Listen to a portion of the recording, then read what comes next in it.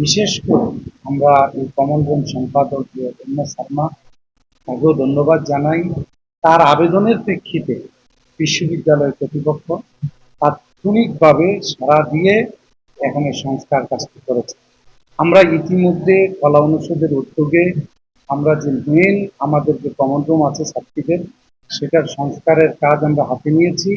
আমরা আশা করি ঈদের পরে একটি আধুনিক কমন রুম হিসাবে সেখানে সেন্ট্রাল এসি এবং উন্নত মানের খাবার এবং দুপুরের যে ছাত্রীদের যে চাওয়া, সেই অনুযায়ী তাদের প্রত্যাশা অনুযায়ী খাবার সরবরাহ করার ক্ষেত্রে যে সকল বিষয় আছে, সেই উদ্যোগ আমরা গ্রহণ করেছি।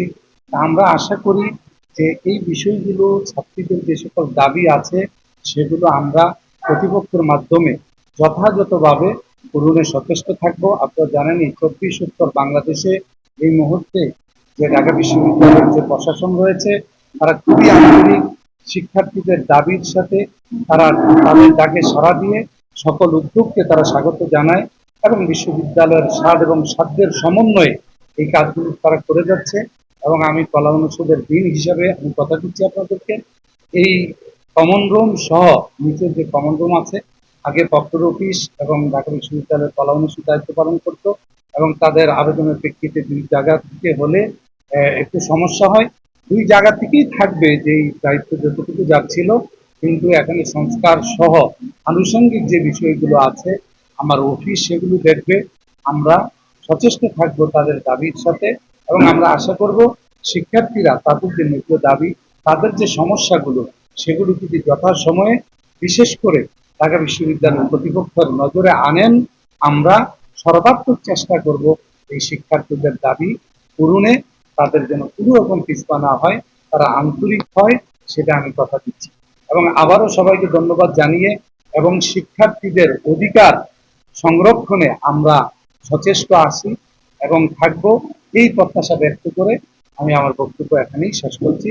সবাই ভালো থাকবেন এবং বিশ্ববিদ্যালয়ের শিক্ষার্থীদের অধিকার নিশ্চিতে তাদের পাশে থাকবেন। আজকে আমাদের যে কমন রুম, আমরা এটা সংস্কার পরবর্তী আজকে প্রথম চালু হবে, এই উপলক্ষে আমাদের আসা। প্রথমেই আমি ধন্যবাদ জানাচ্ছি আমার বিশ্ববিদ্যালয় প্রশাসন, আমাদের প্রফেসর এবং আমাদের ডিন স্যারকে। ওনারা আমাকে অনেক এই কাজে অনেক সহযোগিতা করেছেন। আমরা আমাদের কমন রুম বেশ কয়েকটা সংস্কার কাজ হয়েছে, তার মধ্যে এটা একটি।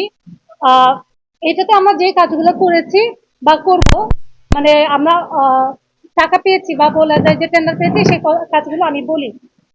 প্রথমে আমরা বেস্ট ফিডিং বা পর্দা কর্নার স্থাপন করেছি। আপনারা দেখতে পাচ্ছেন আমাদের এখানে যেহেতু যে ক্যান্টিনটা আছে, এখানে পুরুষ কর্মচারী আছে, সেই ক্ষেত্রে আমাদের অনেক পর্দাশীল নারীরা আমাদের নিকট বলেছেন যে আমরা এখানে একটা পর্দা কর্নার চাই।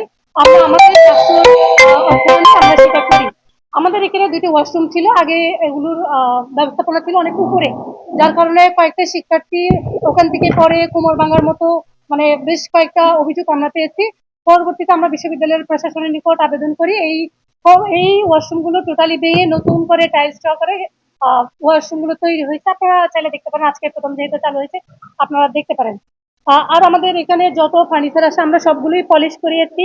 আমাদের সম্পূর্ণ কমন রুম রং করা হয়েছে এবং আমাদের এখানে নতুন ওয়াইফাই দেওয়া হয়েছে, যে যদিও ওয়াইফাইটা আমরা চেষ্টা করতেছি আরো একটা দেওয়ার। আমি স্যারদের নিকট এটা বলেছি, স্যাররা দিবে বলেছেন, আশা করি এটা দ্রুত হয়ে যাবে। আমাদের কমন রুম এটিতে আসলে 30 বছরেও কোনো ধরনের সংস্কার কাজ হয়নি। সেক্ষেত্রে আমি আমার জায়গা থেকে যতটুকু সম্ভব দেওয়ার চেষ্টা করেছি, তারপরেও আসলে যেই উন্নত মানের কমন রুম আমরা চাই সেটা পাওয়া সম্ভব হয়নি। আপনারা দেখতেই পাচ্ছেন আমি সম্পূর্ণ কমন রুমের জন্য পর্দা দিয়েছি, কিন্তু পর্দার স্ট্যান্ড না থাকে আমরা সবগুলো এখনো লাগাইতেও পারিনি।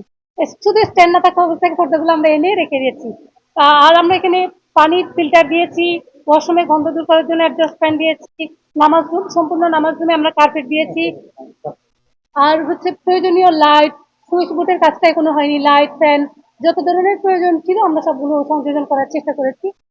আমি আমার জায়গা থেকে ডাকসুর অর্থায়নের কিছু কাজ করেছি এবং বিশ্ববিদ্যালয় প্রশাসন আমাকে অনেক সহযোগিতা করেছেন, সেই জন্য আমি প্রশাসনের নিকট কৃতজ্ঞ।